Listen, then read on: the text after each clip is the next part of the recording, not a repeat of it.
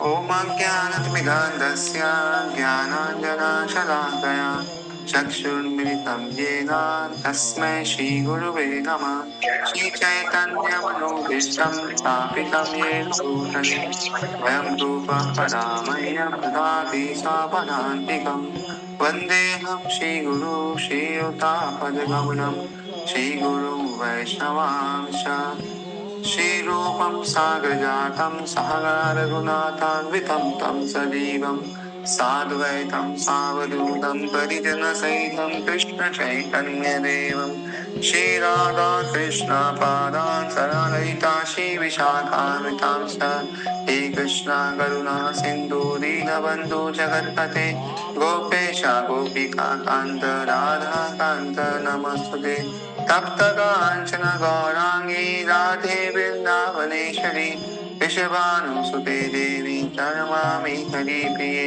वाञ्छाकल्पतरुभ्यश्च कृपा सिन्धुभ्यैव च पतितानां पावनेभ्यो वैष्णवेभ्यो नमो नमः जय श्री कृष्ण चैतन्य प्रभु Nityanand Shri Advaita Gadadhar श्रीवासादि गौरभक्तवृन्द Hare Krishna, Krishna Krishna, Hare Hare, Hare Rama, Rama Rama, Hare Hare. So we are in chapter number 1 of the Jaiva Dharma, and today is the second class. So we'll read from here. There are various conceptions about these three principles, but almost all of them are illusory and mundane. For instance, in the Vaisheshika school of thought, the argumentation and classification of dravya, objects, and guna qualities are based entirely upon their avastava, so is temporary nature. So vastava nature means permanent and avastava means temporary. Sanjay Thakur continued, my master, I would like to have a better grasp of this subject. Babaji Maharaj answered, Srila Krishna Kaviraj Goswami Maharaj is a most elevated saint who has received the direct mercy of Sri Nityananda. He once showed me a handwritten manuscript entitled Sri Chaitanya Chaitamrit, which contains the deliberations of Sri Chaitanya upon this topic. In Chaitanya Chaitamrit Madhya Lila chapter 20, verse number 108 to 117, there is the following statement.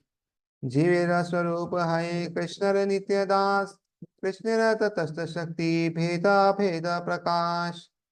The Nitya Dharma of the Jiva is to be an eternal servant of Krishna because he is Tatastha Shakti, marginal energy of Krishna, and thus a manifestation simultaneously one with and different from the Lord.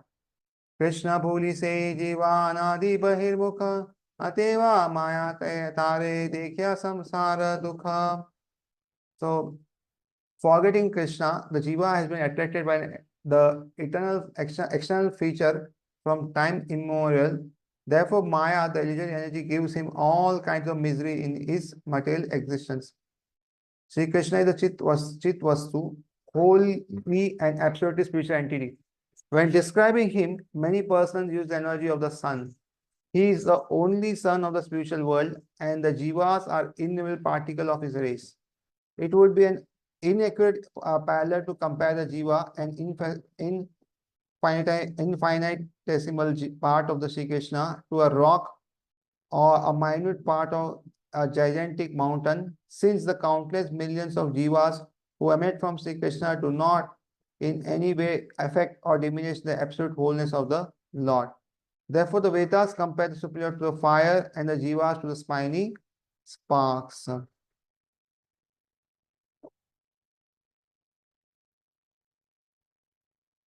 Actually, no comparison is truly appropriate. Whether Jiva is described as a tiny spark of a fire, a minute particle of a sun ray, or a speck of gold from the gold mine. None of this comparison is actually perfect. Nevertheless, if one can overlook the mundane imperfection in these analogies, then the actual truth about the Jiva will easily crystallize. Sri Krishna is the infinite spiritual substance, while the Jiva is infinitesimal part and parcel, and therefore also a spiritual substance. Sri Krishna and the Jiva are qualitatively the same being of the same spiritual nature. However, the Supreme Lord is Brihat Chitvastu, the complete infinite spiritual entity, whereas the Jiva is Anuchitvastu, the infinitesimal spiritual entity, the Lord's part and parcel. Although They are one in the quality of their spiritual nature and consciousness. This contrast of quantity between the Lord and the Jiva is a permanent feature of their natures. Therefore, Sri Krishna is the Jiva's eternal master and the Jiva is Sri Krishna's eternal servant. That this is their natural constitutional relationship. Krishna is the supreme ruler and observer. The Jiva is the ruled and observed. Krishna is independently omnipotent, the supreme controller, and the Jiva's potency is dependent and controlled. Krishna is the complete whole. The Jiva is a minutely tiny part. With his infinitely superior opulence, Sri Krishna is all attractive person who thereby attracts all the Jivas to himself.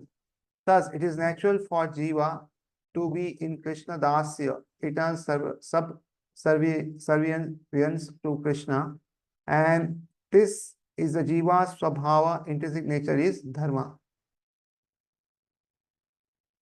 Sri Krishna is the possessor of unlimited energies. For instance, to manifest the spiritual world, the Lord displays his Purna Shakti, full-blown internal potency, the Antaranga Shakti, similarly to create the Jivas and to carry out the other tasks involved in the organization of this imperfect material form cosmos. He employs another of his energies, the Tatastha Shakti, the marginal energy. By nature, the material and the spiritual energies are diametrically opposed and therefore incompatible. The Tatastha Shakti, however, creates an entity that can interact with both the material and the spiritual natures.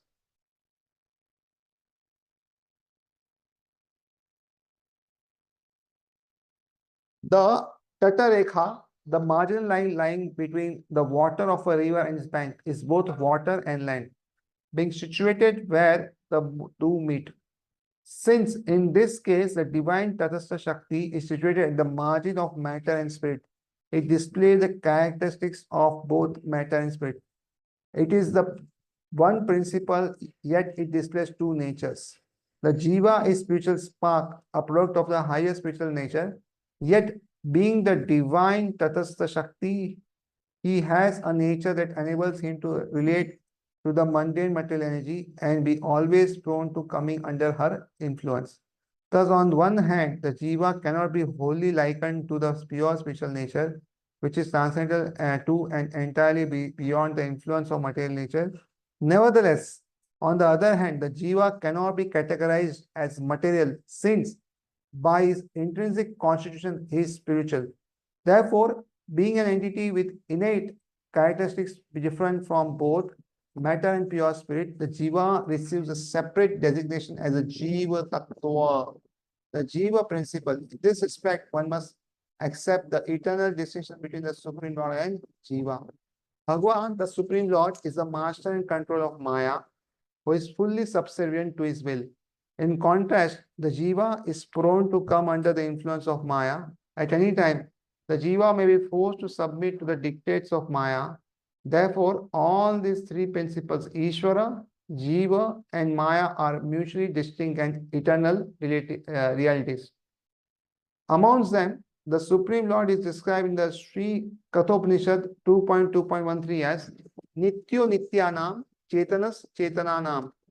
The Supreme Lord is the one supreme eternal entity among all eternal entities and the fundamental conscious being amongst all conscious beings. Thus, Sri Krishna is declared the ultimate eternal cause of all three entities, Ishvara, Jiva, and Maya. Constitutionally, the Jiva is the eternal servant of Krishna and the direct manifestation of his Tatastha Shakti.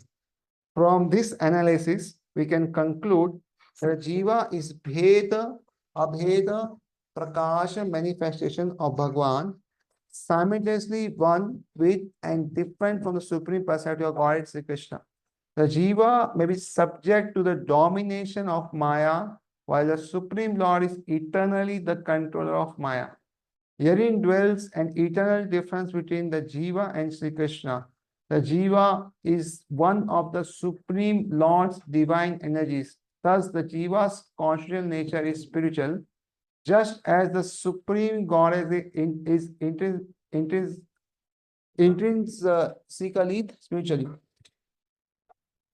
In this respect, the Jiva and the Supreme Lord are non-different. However, the Jiva and the Supreme Lord are simultaneously non-different and different. And the concept of eternal difference may be seen to predominate.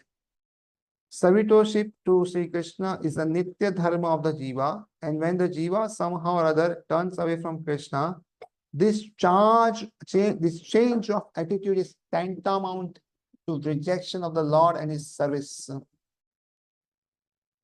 From the point of this occurrence, the Jiva is subject to the domination of Maya because his neglectful ignorance and consequent forgetfulness of the Supreme Lord. Furthermore, upon thus entering the material world, the Jiva brings with him no historical record of this fall, as this fall originates outside the purview of material time, thus justifying the use of the phrase Anadi Bahirmukha, beginninglessly, in terms of material time, turned away from the spiritual realm. Serving Krishna is the Nitya Dharma of the Jiva, the instant the Jiva neglects and forgets this truth, his eternal nature becomes perverted and progressively enslaved by Maya. In contact with Maya, it develops a mundane nature, Nisarga, paving the way for Naimittika Dharma, impermanent religious duties dictated by the material context. Nitya Dharma, the eternal religious activities born from the inherent nature of the Jiva, is complete and pure in itself. It is constant and flawless. Naimittika Dharma, on the contrary, appears in many diverse forms under the varying material circumstances, and when expounded upon by the less enlightened men of conflicting opinions. Abruptly, Babaji Maharaj fell silent and began to chant upon his beads. Sannyasi Thakur, who had been listening keenly throughout the discussion, now offered his prostrate obeisances to Babaji Maharaj, saying, Master, today I will meditate on your esoteric teachings. Tomorrow I will return with whatever queries I may have and present them at your lotus feet. Thus ends the first chapter of Jaiva Dharma, entitled Nitya Dharma, the eternal nature of the living entity, and Naimittika Dharma, his permanent religious. So thank you very much.